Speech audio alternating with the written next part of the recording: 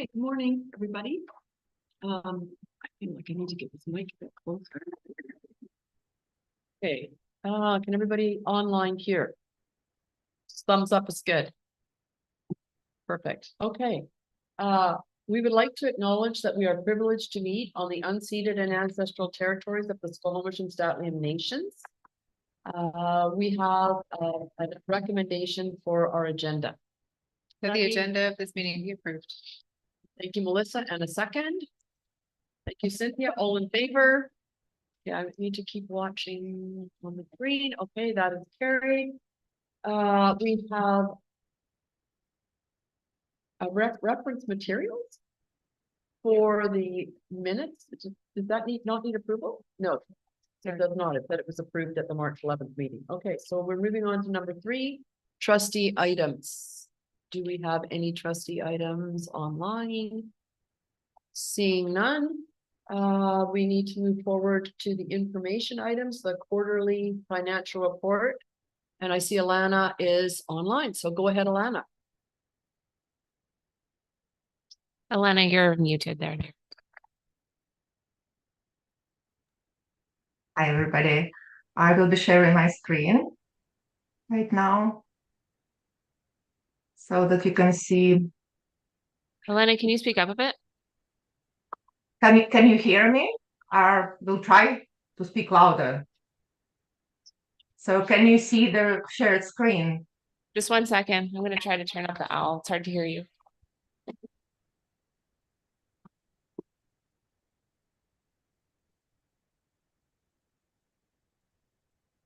So can you see the screen? Yes. Yes. So this report is a third quarter financial report that was submitted to the ministry on April 8th. Sorry, Elaine, if I may, we're just trying to get the owl, our speaker to work a little bit better. So please just give us a moment or two. We're just trying to improve the sound in the room. No problem. Okay, thank you so much. Please start again. We we missed the first part.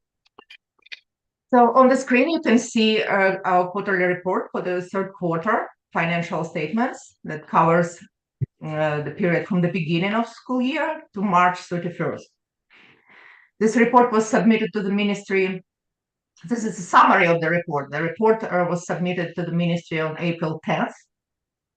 And it represents all the transactions that was incurred from the beginning of the year, like I said, to the March 31st. Since amended budget was adopted in February, this quarterly report now compares the financial results to amended annual budget, not to annual budget like in second quarter. And all operations are broken into 3 funds: operating, special purpose fund, and capital fund, which are different from each other. Like operating fund covers all the usual transactions like instructions, administration, transportation, and maintenance for grounds and buildings. Special purpose fund is a funds that are designated for specific purposes, and capital fund includes all capital transactions.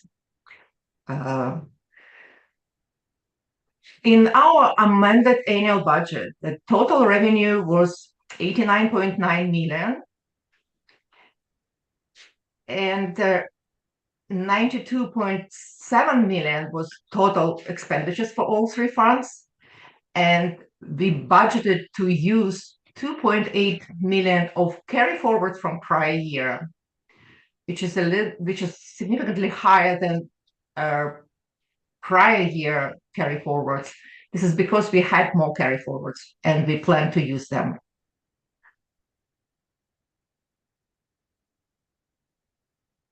In operating fund, third quarter provincial grants added to 46.9 million, and it included adjusted student count that was conducted in fall.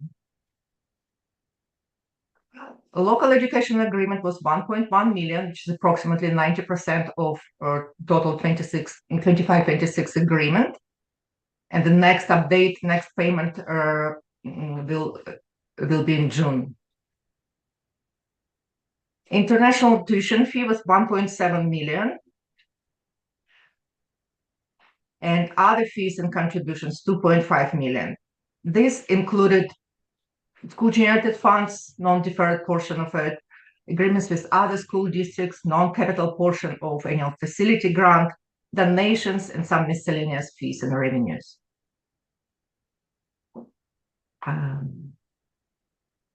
Rentals and leases are 379,000 for 3 quarters, which is a little bit higher than we budgeted, as opposed to investment income to 257,000,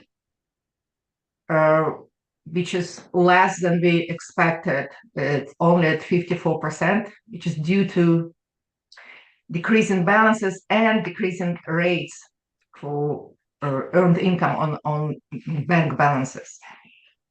The total operating fund revenue was 52.8 million. And expenditures in that fund was 43.9 million of salaries, wages, and benefits, and 8.9 million of supplies and services, for the total of 52.9 million total operating expenditures. Our salaries, wages, and benefits, even so they were slightly adjusted to plan carriers, extended health benefits improvement, but it was not adjusted to, it didn't include any pay increases. Neither revenue included funding for that. And 80,000 deficit in this fund is significantly less than was total budgeted. It's fully covered by use of carry forwards. In amended budget, we plan to use 1.8 million of restricted operating surpluses and 800,000 of unrestricted. So this deficit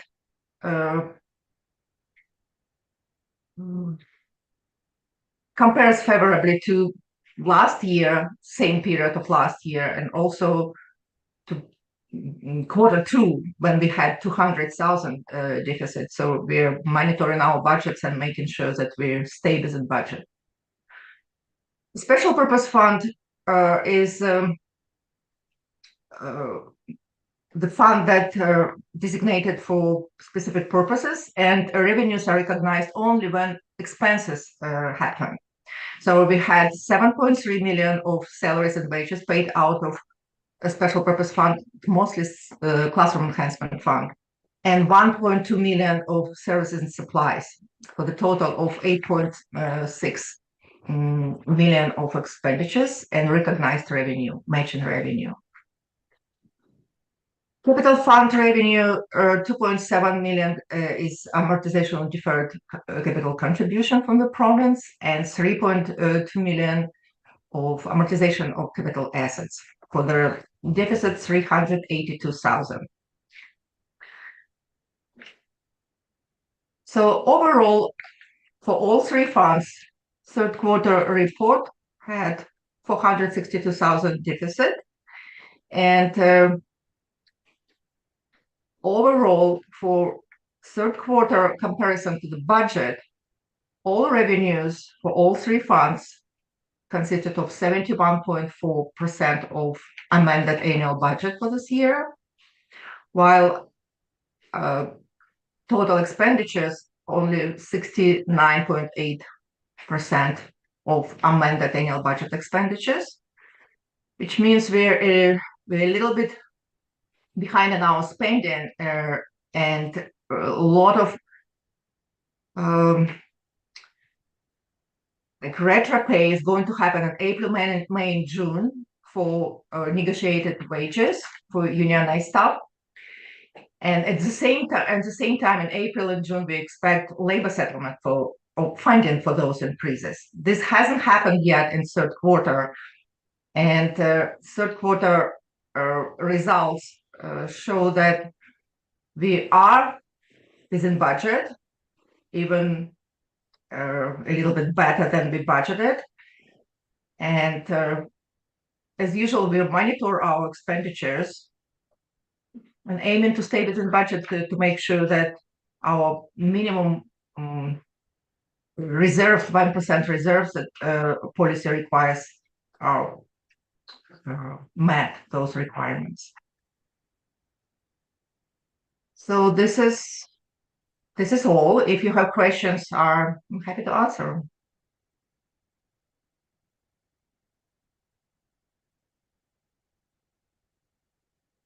I would ask a question if it's okay, April. I was just scrolling through to see, like, I've got you at the top of my screen, and anyway, go It's ahead. okay. Thank you so much. Thank you, Elena. It's always so great to hear from you and just to get a check-in on all of this. I have a question either for you or Danielle or both of you, just about the section on the prior year surplus. So the first question that I have with respect to this section is, what can we expect to see next year? If my understanding is that in part, the amortization of the fixed assets has been a key driver in having to use these prior year surplus appropriations. How much will we have available next year, and will it be enough? May I answer this question, or you want to go first? Yeah, go ahead. Thank you, Celeste, for asking this.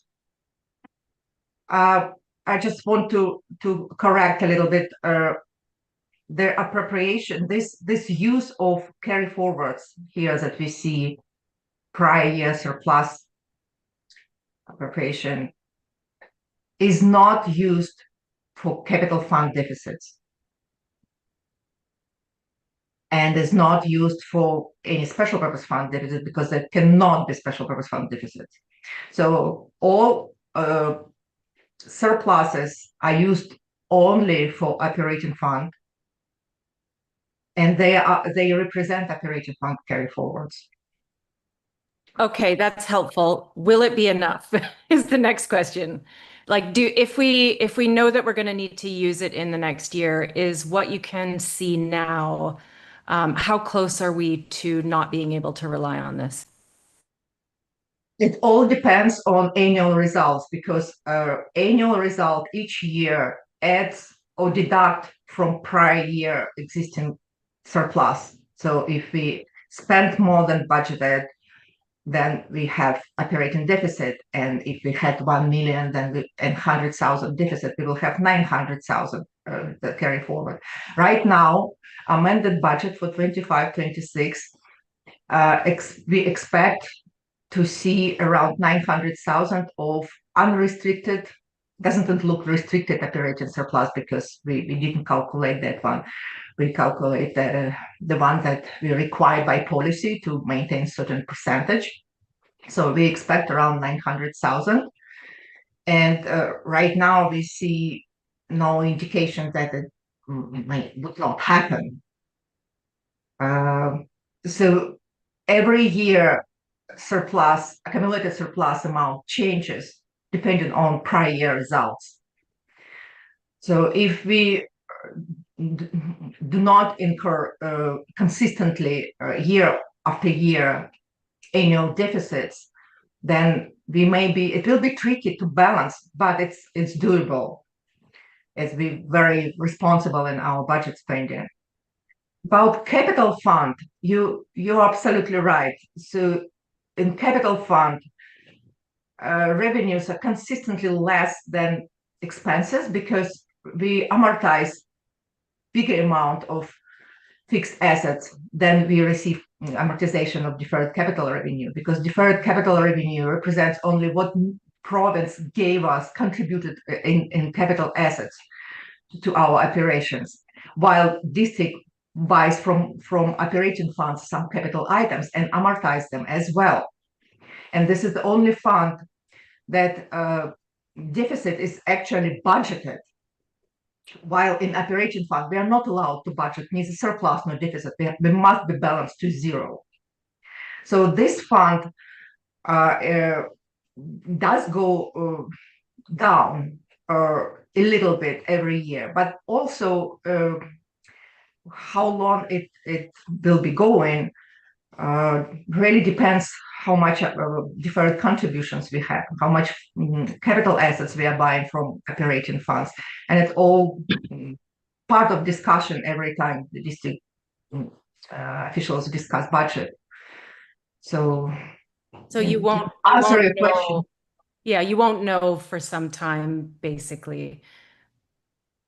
No, we don't know, but just to like, if you look at the operating fund, which is showing a deficit of 80,000, it's not a lot. So that's actually a good sign for us because, you know, we're 3/4 through the year at this time of March 31st. And, with the projected deficit or like using like 2.8 million, like it shows like it's not too bad, right? Like right now we're at 462,000, including capital with the deficit there, you can see in column F. Yeah. So it just shows you like we're actually like not using as much so far compared to what we had. So I think we're in pretty good shape right now. That's kind of more what I was looking for, like high level. Are you Yeah. worried? Are you feeling good? Are you feeling confident about where we're at? Like that, I guess, not to make it easier for the general public without getting into the technicalities. That's the sort of statement that I was hoping for. So it sounds like you're feeling confident about where we're at and you're not worried about what is necessarily going to come next year, but we still need to be careful. We're going to give a budget update shortly, so we'll give you some more information. That's on the agenda for today. Okay, thanks, Danielle. Cynthia, go ahead. I think maybe we know the answer to this question, but I don't remember. The labor settlement, is that being fully funded? Yes. Yes, okay. Well, they say they are. However, it usually doesn't fully fund all the benefits. Okay. So it seems like when we actually do the calculations, it's been short on the benefit side, and we're having to absorb that. The actual wage increases, yes. Okay. Any other questions or comments? I have just one more, April, just based on Of course. Danielle's. Go ahead, Celeste. Okay, thank you. Danielle, just based on your last comment, is that something that's being advocated for provincially if the benefits are not being fully covered? I think there's a lot of things that need to that have been advocated for, because that's just one of the pressures. Like we're having pressures like I mentioned in the last budget session, like we're having pressures with inflation, we're having pressures with sick leave, we're having pressures with, you know, increased fuel prices, and it's just everything. It's all over the place. There's not extra funding for a lot of things. And so actually all across the province, the budgets are getting really tight. Like it's getting really tough for all school districts to balance. And they've actually started an initiative where school districts are sharing out what they're doing to help balance their budgets. Like what kind of reductions they're looking at and stuff. I haven't seen a report on that yet. But it's happening. Like we're all struggling. So, go ahead, Cynthia. I think, Celeste, if you go back and look at the AGM motion guide, I'm like 80% sure that there was a motion put forward at AGM about fully funding the wage increases. But you can find that information on the hub. Yeah, there's quite a few there's quite a few requests for all of the things that we're short on. Like AFG is not enough. Like there's so many things that it's just not enough to keep up with everything we have to deal with. The one more question, if I can, does the public understand this? Like we might understand, but does the public understand that the province isn't giving the school districts enough to operate? Well, it depends on the person. But it's just really important that the board understands that, because you're answerable to the public, right? So, And I would argue that, I mean, we're all living in this time where everything is increasing so much in price. I would think that it would be most people would understand that that also would apply to the school board. We're all feeling it right now. Yeah, I guess the one thing I was wondering is like, should we be doing more when we come to a time where we cannot provide maybe some of the same things that we have in the past to help people understand that this is why? But anyhow, we can have that discussion later on. Thank you. Okay, thank you, Celeste. Any other comments? Can't see Rachel right now. She ever? I might suggest, Oh, hang on a second. Go ahead, yes. mentioned before, people put their hand up when they're on there. Yeah, but I can't, They move to the beginning and you see the yellow hand. okay, thank you. They haven't put their hands up, that's the thing, Okay. so. Just, yeah, online, like Yeah. if they put their yellow hand up, they move to the front of the line. Okay, go ahead. Oh, okay. I also should have just left the screen large. But anyways, my problem. If there's no more comments, can we- Sorry, April, my hand is up. I just wanted to say I have been using my hand. He is at the front. not on there. there. But okay, Yeah, I have been Reaches- putting my hand up. sorry, guys. Go ahead, Celeste. No, I just wanted to say I have been putting my hand up the whole Yeah, time. I know you have. I just Okay. can't see. That's It's okay. It's okay. My problem. Okay, one more time. Is there anybody else who needs to make a Oh, I comment? think Celeste had her hand up. Did you have something to Celeste or no? No, I Oh. just wanted to say that's it. Oh, okay. it's where the hand shows on your screen. Yeah, It blends into the window in the background. yeah, it's really choppy. Anyways, it's fine. So moving on. We Okay, I will have, stop sharing. Thanks, Elena. Appreciate that. Thank you. moving on, we have discussion items and a budget update from Danielle. Go ahead, Danielle. Okay, so I know we talked a little bit about like the pressures that we're facing right now and we've been working on the budget and we weren't able to make it work for this board meeting because it was so tough to balance for next year. Just wanted to share with everyone. It was I think we were able to get it to work yesterday, but it wasn't ready for today. So we're not going to be able to share a budget with you until June. So we're going to have to do, unfortunately, 3 readings in June to meet the deadline for the ministry. But it's getting harder and harder for us. And next year in particular, there's things happening. So yeah, I just wanted to share that. Go ahead, Celeste. So what kind of things are you having to say no to, Danielle, in order to balance the budget? Like an example right now is that you may all recall from the auditors last year that they've asked us to do a risk register. And it is like something that we really should be doing. And I'm hoping that I can fit it in some funds for that in the next budget iteration in the amended budget if we're able to come across the funds for that. So that's something that, the auditors might even make a big deal out of for our school district, but having the funds to hire somebody to facilitate that, doing that work for us, we just couldn't fit it in the budget. So that's an example. And then we've had to shift some funds around in relation to some funds that we have for education plan. We're moving things around so that we can make it work. We've had to be very conservative with our sick leave amounts or like even our mat leave amount because it's been pretty high the last couple of years. So it's kind of unpredictable. We don't know who's going to be going on mat leave, but it has been high. So we took estimated a little bit of a lower number, but don't know. We don't know what it's really going to be. Lots of unknowns. And also we have elections coming up and I do have to pay for the municipalities to run the elections for us. And last time we had the elections, we had quite a few acclamations, so I didn't have to pay that much for election expenses, but I don't know what's going to happen with that. So we are very conservative with election expenses. We just used what we had last time, but it could be way more. Like we put in, I think 36,000 or something like that. It could be 100,000. I don't know. So And what does that go towards? So they advertise for us, they do all the election, like the voter ballots, they do all the counting, they have staff do the counting for you. All of that stuff, the rental, the spaces where they have the voting. All those things, staff hours, lots of things.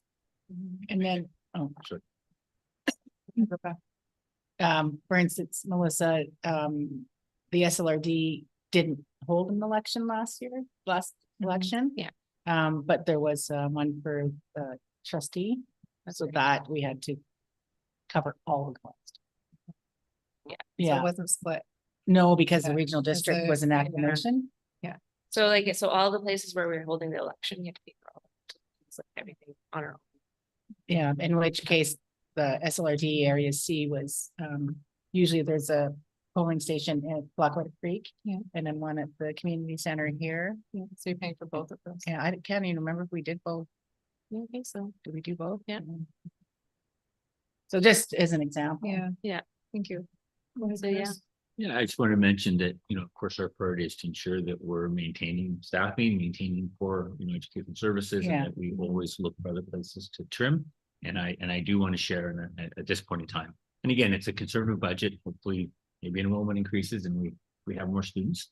But I also do want to publicly thank operations facilities and Ian and his team, because they've determined that we usually put some monies in for vehicle replacement, and we're getting near that time when it's time to replace some of our fleet.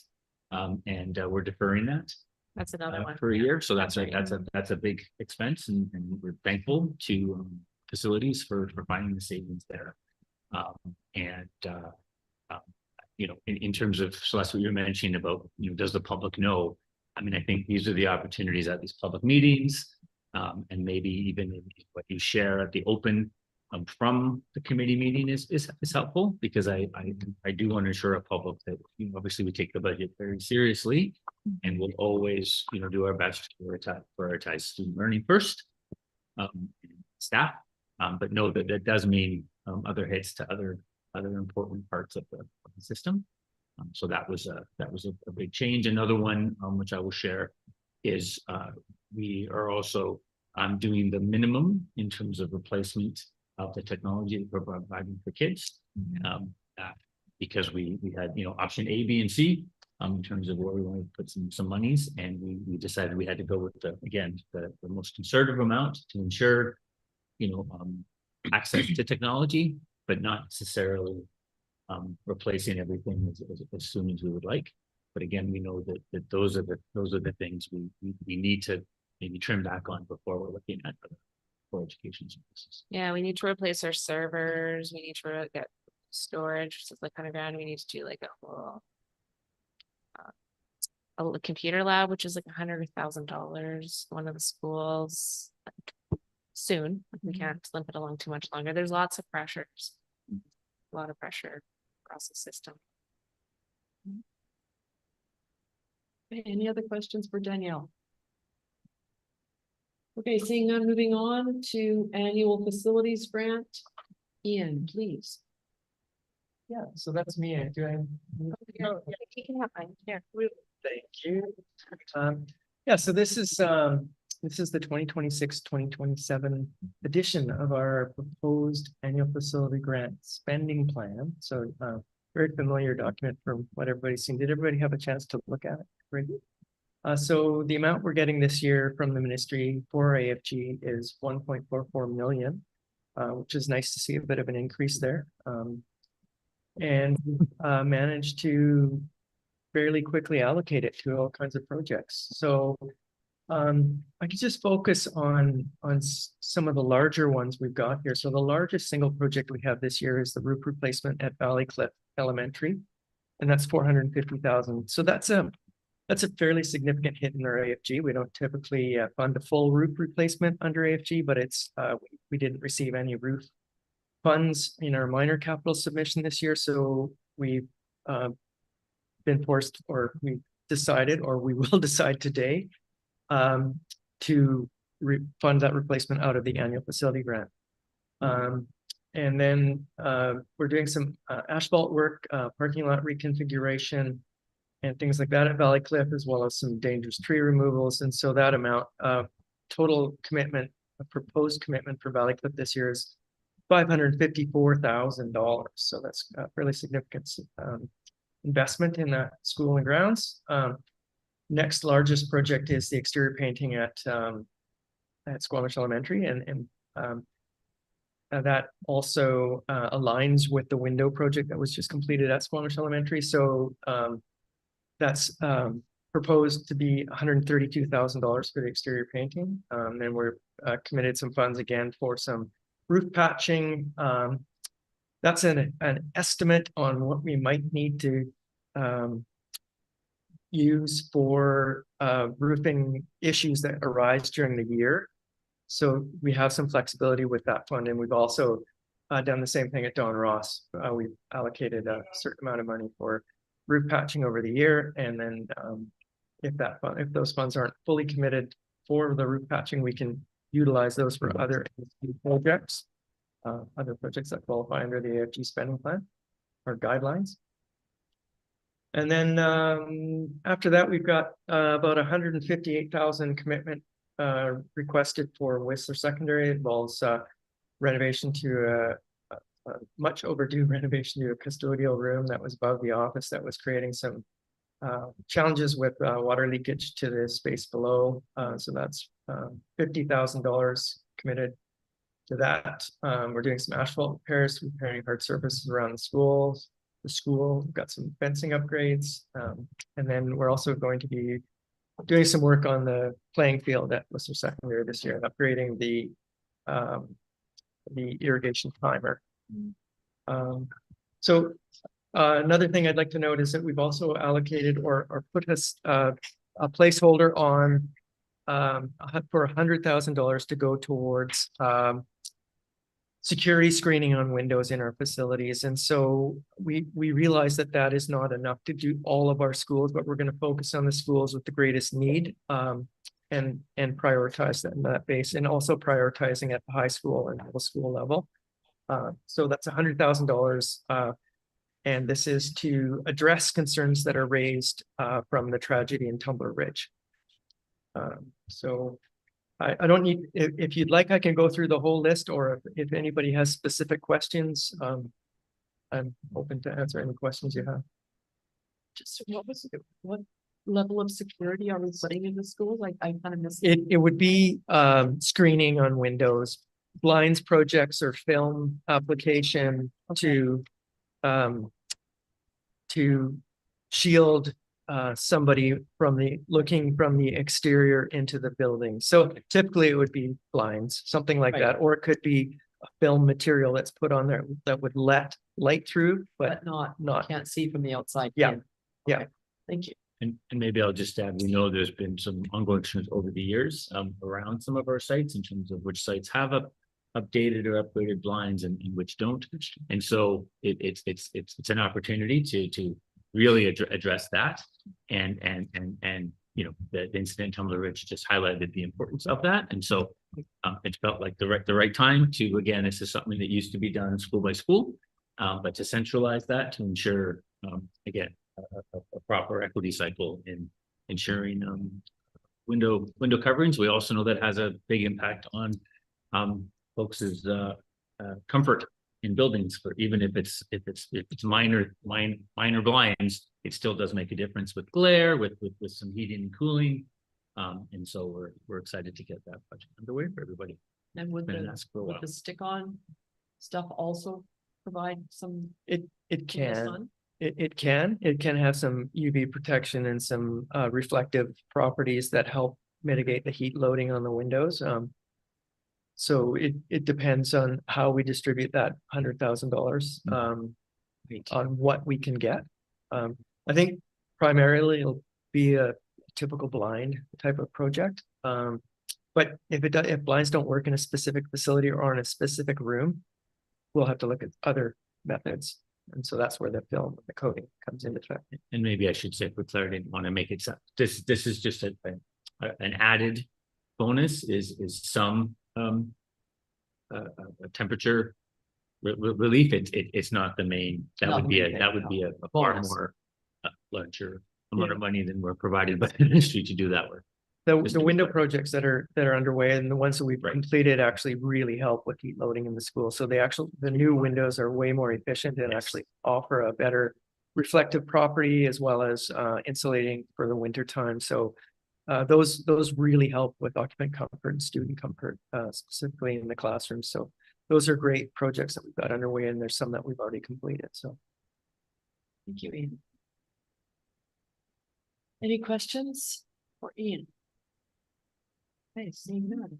Moving on to C, the childcare capital project, and again, Ian, I don't see Heather. Am I missing her? It's got Heather here. Ian will be presenting, I think Heather or Phil is joining us. Oh, he's joining. I'm here to answer questions. If you Okay. have any specifically related to the facilities that we're proposing.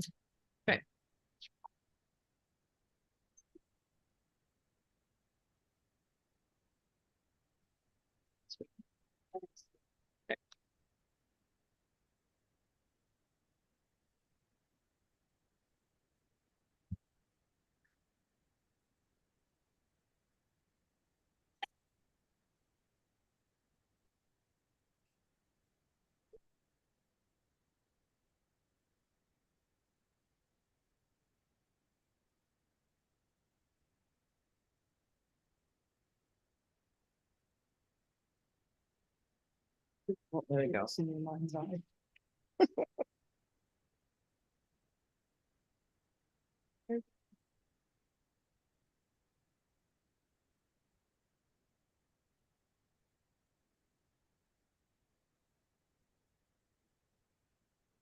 Hi, everyone. Phil should be in a minute. Thanks, Heather. Welcome. Except we can't hear you, Heather.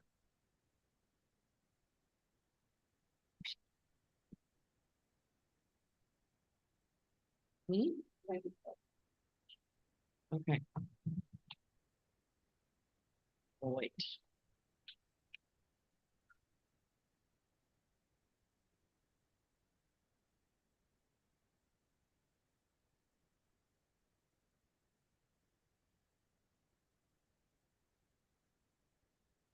Those extra kilometers from the school board office in Pemberton, I suppose, for the connection. It always seems to take a little bit longer. Okay. Shouldn't make a difference, but Is this Phil here where it says Board of Education on the right? Or is that us? That's us. Okay. I don't see Phil anymore. You're up twice, Cynthia. Is that why we're there twice? Twice to do it, so I just did it. So Okay. Leave it alone, right? and twice is better than zero. Exactly. I like your mapping. That's Somebody- technology. No. Don't take the risk. We lost Rachel and we lost Celeste video. I see Rachel. Rachel's there. Oh yeah, Rachel's there. It was Celeste we lost. But Let's just the turn her video off. Yeah. So then she moves. Oh, There we go. She's here. There she is. now we can check the hand up trick to see if it works. It doesn't, It goes- trust oh, me. it doesn't. No, it doesn't. What? No, it doesn't work on this laptop. I don't know. There's Philip. Just said.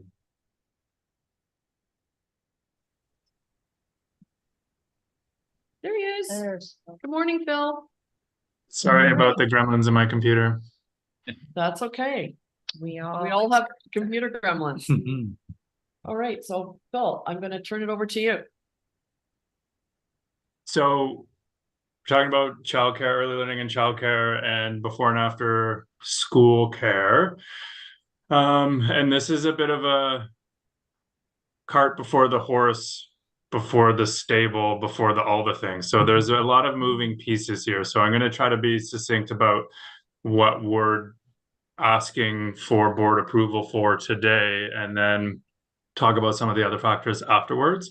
But the Ministry of Education and Childcare opened a short window of time to receive kind of facilities and operational funding to open new childcare spaces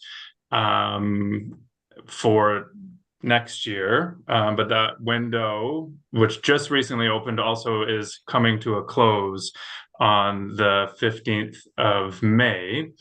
And so we have a proposal to go out for 2 schools to get this operating grant, which is up to $6,000 a space. So in our world, that's we are looking to open childcare centers potentially of up to 24 spaces. And that money goes towards either buying equipment or fixing plumbing to make it to the adding sinks or water filling stations, or there's a broad scope of where that money goes to, but just to help with the upstart costs of the amount of work that needs to be done to open a childcare space. So Heather and Ian have been working really closely together in order to put that proposal together for the ministry for Mamquam Elementary and Squamish Elementary. So that is the purpose of this. Yes, please ask all the questions. Sorry, just when you said $6,000 per space and you're opening 24 spaces, so the word space refers to a child, not a physical space? Ooh, very good question. Yes, the technically we open centers and spaces are the children. Okay, just wanted to clarify. No, Thank that you. is, yes, there's a lot of nuanced language in the before and after school care world. So thank you for asking that question.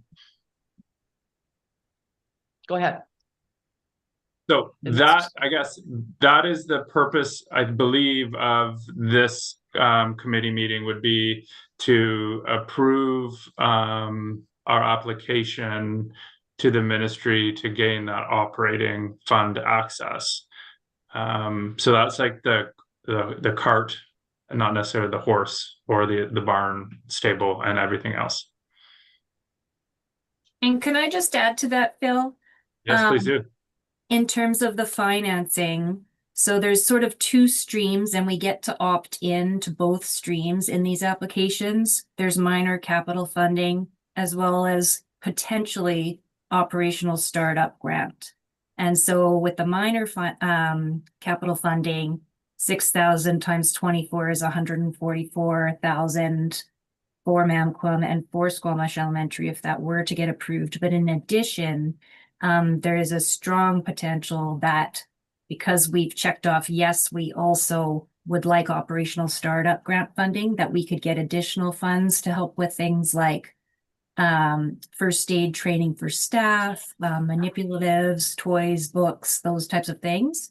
We don't have a number of what that operating startup grant could look like, but it's just a conversation at this point. But there's 2 funding streams in addition to the early learning and childcare lead funding that we've already received.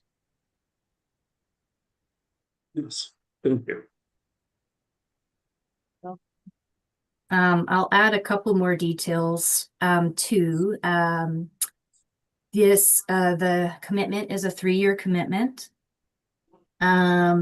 Application outcomes will be shared in June if we decide to submit. Hold on, Heather. We have background music I'm gonna go to the office. unexpectedly and we can't hear you, so hang on. 10 seconds. And then Heather, when also Celeste has her hand up, probably Okay. for a clarifying question, so I'll let Okay. Heather finish and then go Is ahead, it Celeste.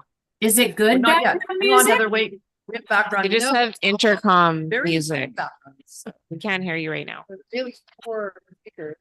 It's just the change. There we go.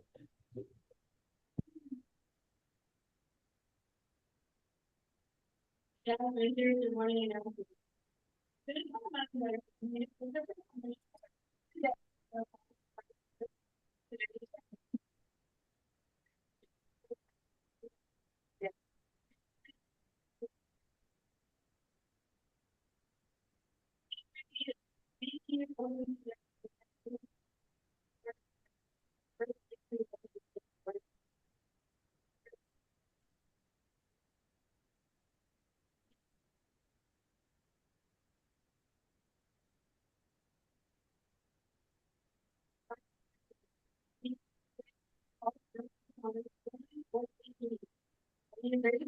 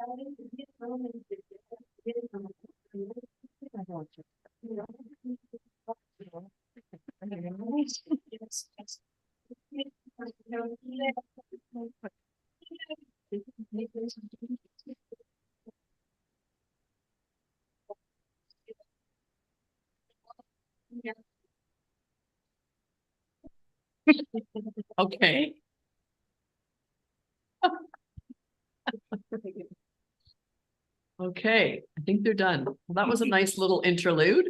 I think we'll let Heather finish what she was saying. Go ahead, Heather. Okay, thanks. Back it up a bit. Yep, thanks. I don't know if you heard the part about it's a 3-year commitment. And then just from that funding aspect as well, just like our current Seamless Day program and our Signal Hill before and after school care, we would have access to the 3 funding models that the ministry provides, which is childcare fee reduction initiative. So that supports us in reducing fees for families.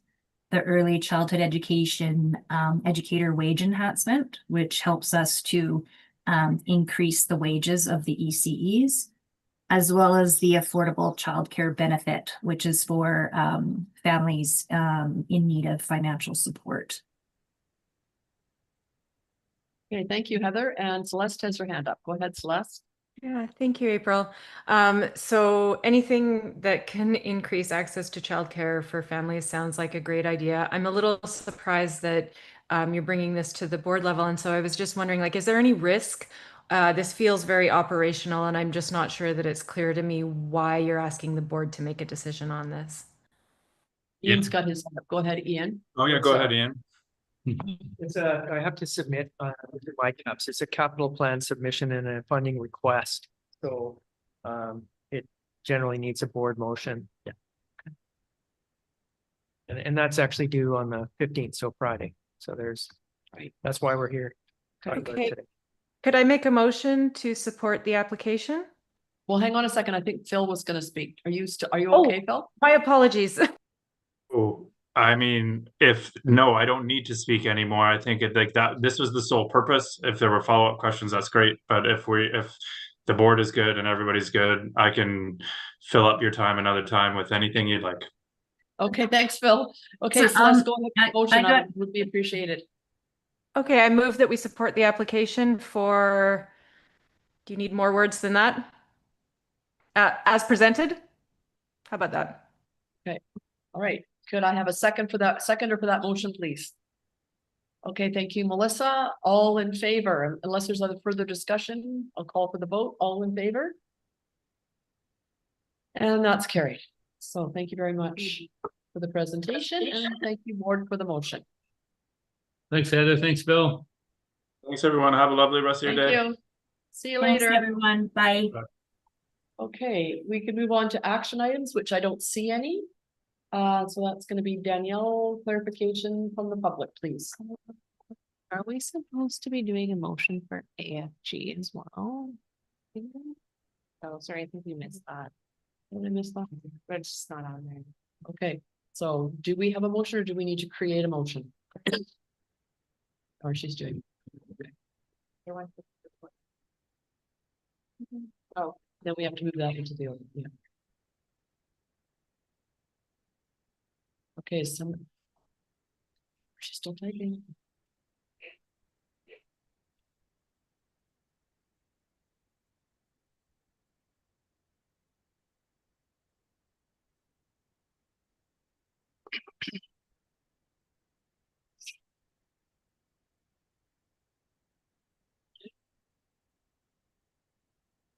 That the Finance Committee recommend the Board of Education approve the annual facilities grant list as presented. Thank you, Cynthia. Do we have a seconder? Thank you, Rebecca. All in favor? And that's carried. Thank you. Now, Danielle. Questions of clarification? No questions here. Okay, thank you. Then I would consider this meeting adjourned. And our policy meeting will start at 10:45, so everybody has about 9 minutes.